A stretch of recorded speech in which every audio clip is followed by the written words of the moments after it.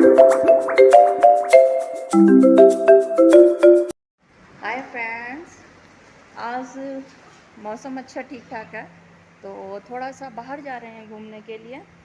Mall में Kenya का hub mall है तो वहीं पे जा रहे हैं।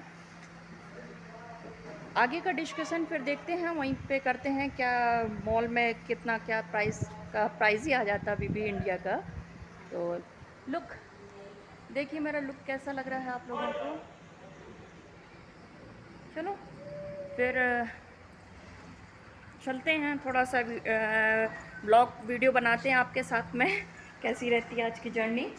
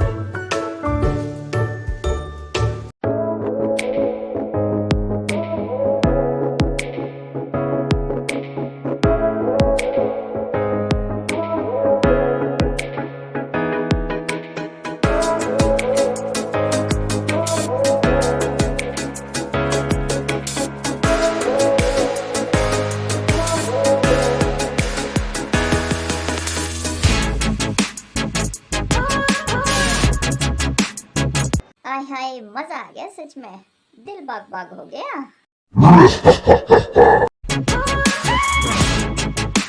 Oh yeah!